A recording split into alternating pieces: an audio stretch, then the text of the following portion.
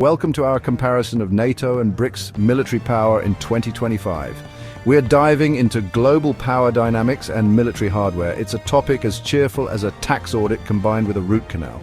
So buckle up, because things are about to get complicated. We'll break down the strengths of these global alliances. Think of it as a heavyweight title fight with tanks and jets. We'll see who's got the bigger stick and who's smarter. Our goal isn't to pick a winner, but to understand global power. So grab your popcorn or perhaps a stiff drink, you might need it. So let's start with the basics. Who or what in the name of all that is heavily armed are NATO and BRICS? First up, NATO, the North Atlantic Treaty Organization. Born in 1949, NATO was the West's answer to the Soviet Union. Its founding principle, Article 5, is a promise of collective defense. Then the Berlin Wall fell and NATO had to reinvent itself. It expanded eastward and took on new missions. And then there's BRICS. It stands for Brazil, Russia, India, China and South Africa. Initially focused on economic cooperation, BRICS now has a security dimension. They aim to provide a counterweight to NATO and US influence. All right, let's follow the money, because as the old saying goes, it takes a lot of cash to look this intimidating. Military budgets, the lifeblood of any self-respecting global power player. And when it comes to NATO, we're talking serious dosh. The collective defense spending of NATO countries is, to put it mildly, astronomical. In 2023, it was estimated to be well over $1 trillion. Yes, trillion with a T. And let's be brutally honest here, the vast, overwhelming bulk of that spending comes from one particular member, Uncle Sam. The United States outspends all other NATO allies combined by a significant margin. Over in the BRICS camp, the financial picture is a bit more varied, but the trend is generally upwards, especially for some key players. China's defense budget has been on a meteoric rise for 2 decades. Officially, their figures are one thing, but most analysts agree the real spending is considerably higher.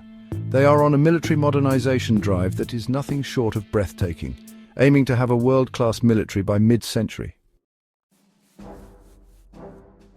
So, we've talked about the mountains of cash. Now let's talk about the people, the actual human beings who make up these vast military machines, active personnel, boots on the ground, or in some cases, boots very much wishing they were anywhere else but the ground they're currently on. For NATO, the total number of active military personnel is substantial, running into the millions.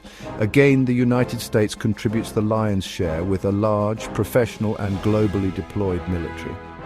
Other major NATO powers like Turkey, France, Germany and the UK also maintain significant armed forces. It's a lot of people in uniform, ready, in theory, to defend the alliance's territory and interests. Within NATO, there's a mix of approaches to staffing these armies, navies and air forces. Many have transitioned to all-volunteer professional forces. These are soldiers, sailors and air personnel who've chosen military service as a career. They tend to be highly trained, often with extensive experience from various deployments. Think of them as the special ops baristas of the military world, skilled, dedicated, and probably very good at making a strong brew under pressure. Chapter 4, Shiny Toys and Big Brains, the tech race to military supremacy. Technology, the realm where military planners dream in gigabytes and destructive potential. If global conflict were a video game, this is where everyone tries to unlock the cheat codes for invincibility. NATO, and particularly the United States, has long prided itself on maintaining a significant technological edge. We're talking about research and development budgets that could fund a small nation's entire existence for a year. It's a relentless pursuit of overmatch, ensuring your pointy stick is pointier and more advanced.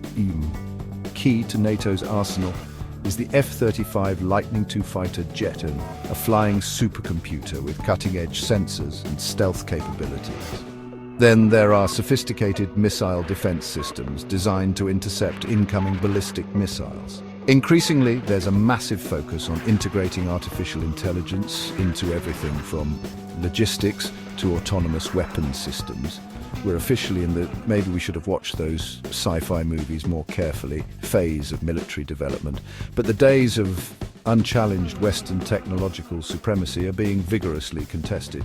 The BRICS nations, most notably China, are catching up, and in some areas potentially even pulling ahead. China's military modernization is not just about more ships and planes, it's about high-tech ships and planes. Chapter 5. The elephant in the room that could vaporize the room. Nuclear arsenals, right? Let's talk about the nukes. The ultimate trump card. The weapons so devastating that their main purpose is supposedly to never be used. It's like owning a pet dragon, incredibly impressive, scares the neighbors. But you really don't want to let it off the leash. Within NATO, 3 nations possess nuclear weapons: the United States, the United Kingdom, and France. Their arsenals represent a formidable deterrent, a cornerstone of the alliance's security posture for decades. The sheer destructive power concentrated in these few hands is, frankly, mind-boggling, and should probably keep us all awake at night more than it does. The United States maintains the largest and most diverse nuclear arsenal in NATO, featuring the nuclear triad strategic bombers capable of delivering nuclear bombs, land-based intercontinental ballistic missiles, ICBMs, tucked away in silos, and submarine-launched ballistic missiles, SLBMs, carried by stealthy nuclear-powered submarines. They are constantly modernizing these forces, spending billions to ensure their world-ending capabilities remain top-notch. The UK and France maintain smaller but still highly credible independent nuclear deterrents, primarily sea-based.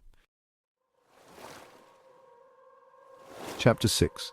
Death from above, a look at who rules the skies, or tries to.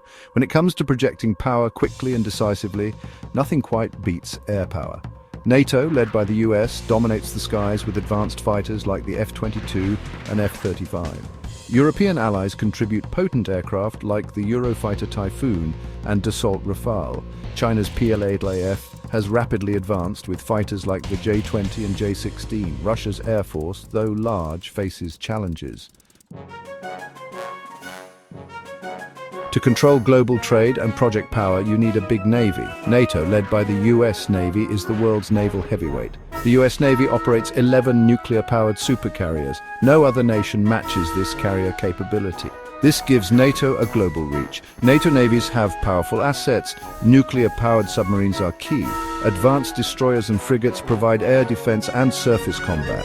Amphibious ships deliver marines to hostile shores. European NATO members also contribute significant naval forces. BRICS nations are challenging this dominance. China's navy is expanding rapidly.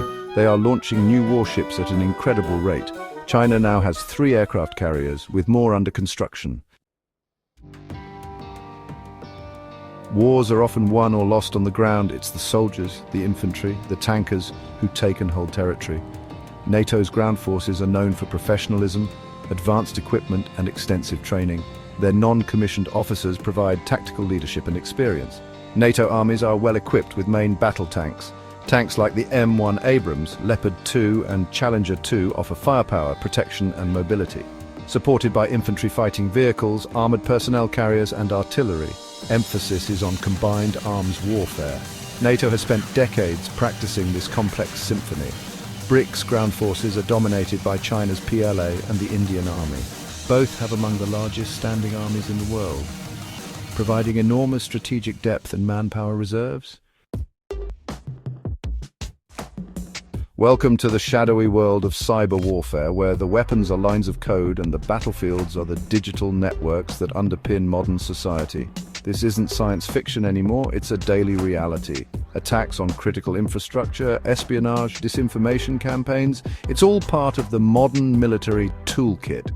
And unlike a tank or a fighter jet, a cyber weapon can be developed in relative secrecy and deployed with a degree of deniability that makes traditional attribution a nightmare. It's the perfect weapon for an age of hybrid warfare and grey zone conflicts, where the lines between peace and war are increasingly blurred. NATO has officially recognized cyberspace as a domain of military operations alongside land, sea, air, and space. This means an attack in cyberspace could, in theory, trigger Article 5, NATO's Collective Defense Clause. The alliance has established the NATO Cooperative Cyber Defense Center of Excellence in Tallinn, Estonia, a country that knows a thing or two about being on the receiving end of massive state-sponsored cyber attacks. NATO members are investing heavily in both defensive capabilities, protecting their own military and civilian networks, and offensive capabilities, though the latter is often shrouded in secrecy. The United States Cyber Command is a major player with teams dedicated to both defending US networks and conducting offensive cyber operations when authorized. Now, when you talk about cyber capabilities on the BRICS side, two names immediately spring to mind: Russia and China. Both are widely regarded as cyber powerhouses, albeit with different approaches and specialties.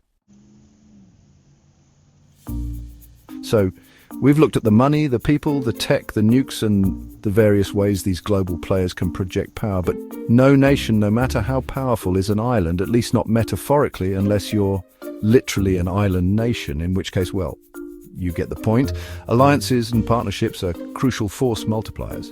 They provide strategic depth, shared resources, interoperability, and that warm, fuzzy feeling of knowing someone might have your back if things go pear-shaped. For NATO, its very essence is alliance. That Article 5 collective defense clause is the beating heart of the organization. An attack on one is an attack on all. That's a powerful statement, and for over 70 years it has been a cornerstone of European security. Beyond its core membership, NATO has cultivated a vast network of partnerships. There's the Partnership for Peace program, which includes many former Soviet republics and neutral European countries. There are dialogues with Mediterranean and Gulf countries, and increasingly NATO is strengthening ties with what it calls global partners, countries like Australia, Japan, New Zealand and South Korea.